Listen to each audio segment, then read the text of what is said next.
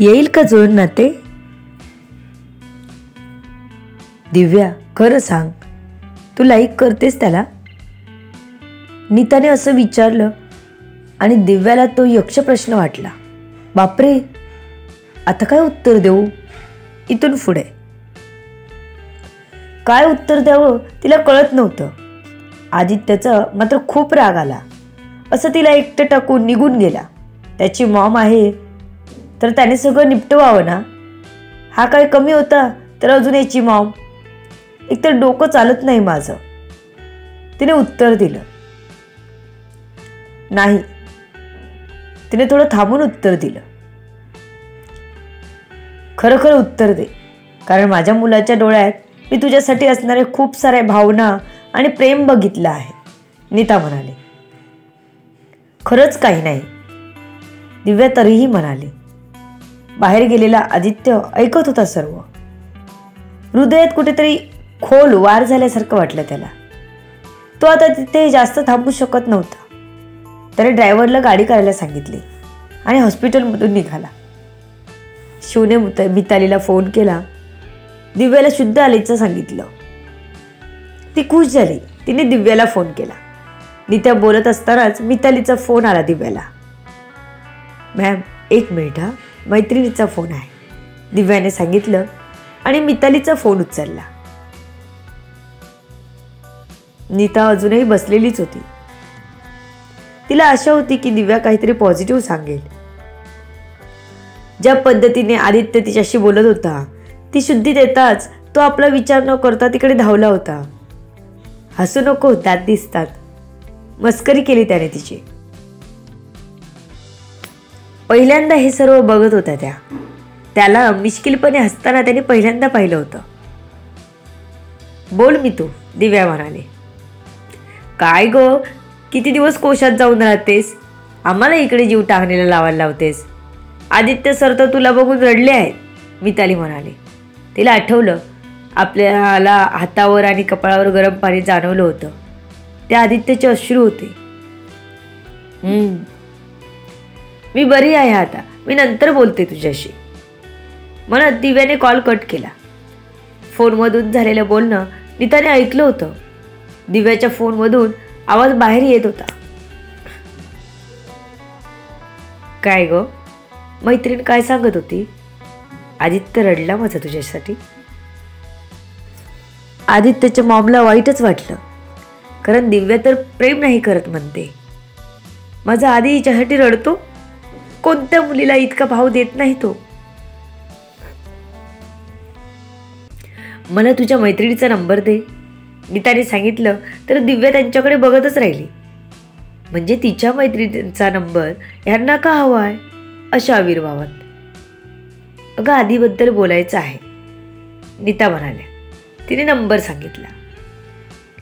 मिताली नाव आहे तिचं, दिव्या म्हणाले. बरं, काळजी घे म्हणत नीता तिथून उठून बाहेर आल्या. आदित्य नाही दिसला त्यांना. नीता बाहेर जातात तसा शिव आत येतो. दिव्या मॅडम, सॉरी, तुमच्या नर्सने फोन उचलला असता तर सगळं नीट झालं असतं. तिने मॅमचा फोन उचलला आणि इथला ॲड्रेस दिला, म्हणून मॅम इथे पोहोचल्या. मॉमला बॉसने काहीच सांगितलं नाही. त्यांनी स्वतः शोधून काढलं, ऑफिसमधून माहिती घेऊन. खरं तर बॉस फक्त तुमच्या काळजीने इथे तुमच्यासाठी आले होते, शिव बोलला आणि गप्पच झाला. शिव सर, प्लीज, आता काहीच विषय नको आहे. माझं डोकं दुखायला लागलंय. दिव्याला हे सगळं पचवायला जड जात होतं. ओके मॅडम, तुम्ही आराम करा, मी ऑफिसला जातोय. नर्स आहे तिथे, तुम्हाला काही लागलं तर सांगा त्यांना, शिवने सांगून ऑफिसला निघाला. नीता घरी जायला निघाल्या, पण त्यांचं मन बदललं तसं ऑफिसला पोहोचल्या. आदित्य केबिनमध्ये बसला होता. डोळे मिटले होते, चेहरा गंभीर वाटत होता. आधी त्याने खूप प्रेमाने हाक मारली त्याला. त्याने डोळे उघडले. Mom, why are you here? आदित्यने विचारलं. त्याला आश्चर्य वाटलं होतं. माझ्या आदूसाठी असं म्हणत त्याने त्याचं डोकं बसलेला तिथूनच आपल्या जवळ कवटाळलं. तसा आदित्य तिला बिलगला. तुला दुसरी कोणी नाही आवडली? तीच आवडली का? ती त्या आदित्यला विचारत होत्या. मॉम, प्रेम काय सांगून होतं का? आदित्य हळू आवाजात म्हणाला. ओके, आपण करू काहीतरी. तू नको काळजी करू. मी तिच्या फ्रेंडचा नंबर घेतला आहे. मी तिच्याशी बोलेन. त्या आदित्यच्या डोक्यावरून हात फिरवत म्हणाल्या.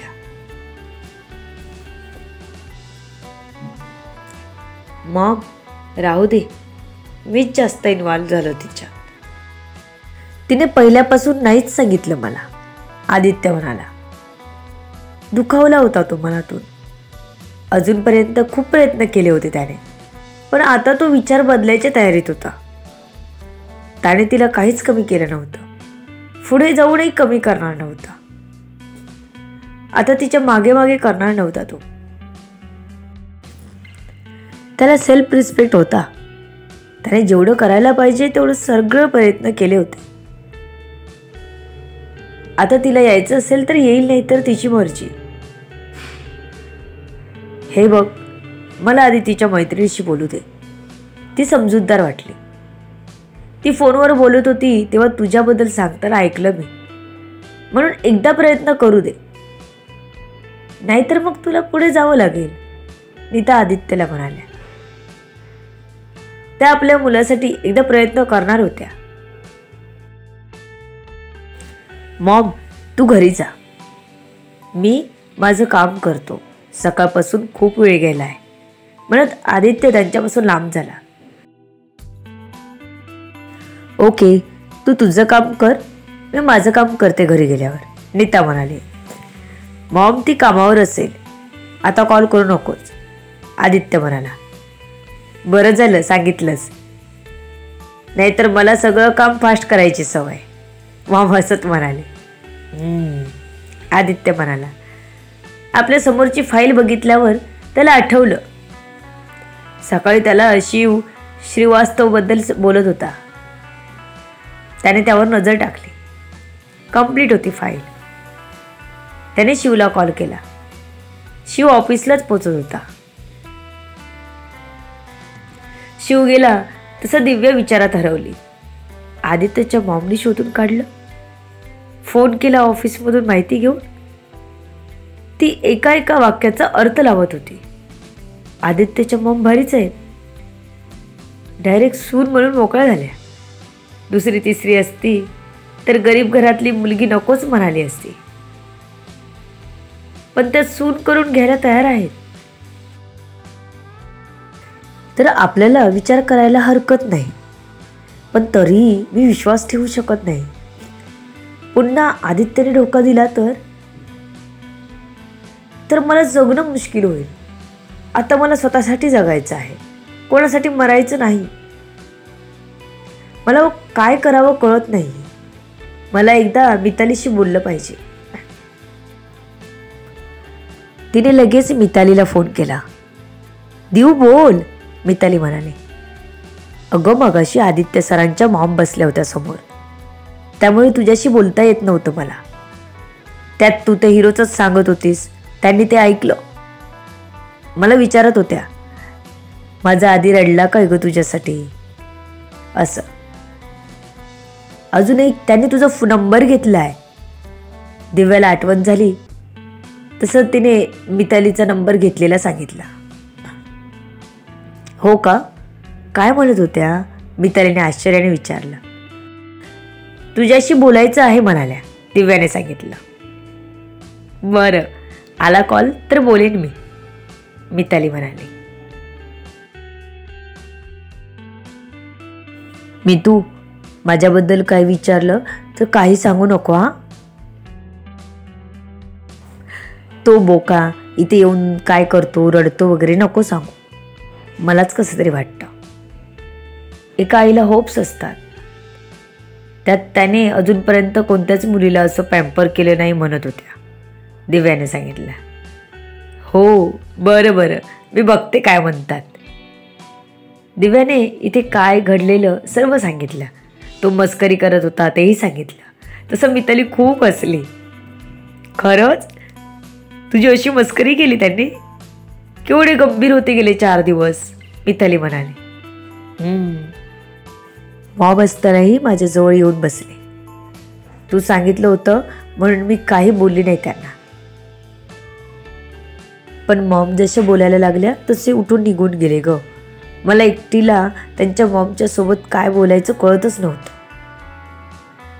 त्या आदित्यला कधीपासून आवडतेस, तुला आदित्य आवडतो का, असं विचारत होत्या. काय उत्तर द्यायचं नाही कळलं मला. मी तसं काही नाही सांगितलं त्यांना.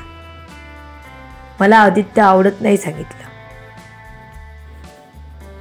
पण एक सांगू तुला, मला विचार करावासं वाटतोय, पण भीती वाटते मला, दिव्या म्हणाले. कसला विचार करावासं वाटतोय मला स्पष्ट सांग, मिताली म्हणाले. अगं तुला कसं समजत नाही, मला आदित्यबद्दल ग विचार करावासं वाटतोय.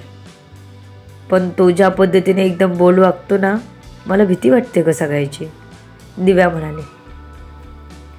दिवू खरंच I am happy for you, Mitali खुश होत म्हणाली. मी तू, पण तू हे सगळं कोणाला सांगू नकोस, दिव्या म्हणाली. ओके बाय, मी नंतर कॉल करते नंतर, मितालीने सांगून फोन ठेवला. मिताली मनोमन खुश होती. दोघं आता बरोबर विरुद्ध विचार करत होते. तो तिच्यापासून दूर जायचा तर ती त्याच्या जवळ यायचा. अशा परिस्थितीत तुम्हाला काय वाटतं, जमेल दोघांचं? To be continued. बघू पुढे काय होतंय. सर्व गोष्टी कळण्यासाठी आरबी व्हायरल फीवरवर पुढील येणारे भाग वाचायला आणि ऐकायला विसरू नका. तुमच्या अमूल्य प्रतिसादाची आतुरतेने वाट बघते. लेखिका शब्दवेदी उर्फ संतोषी राणे पाथाडे. धन्यवाद.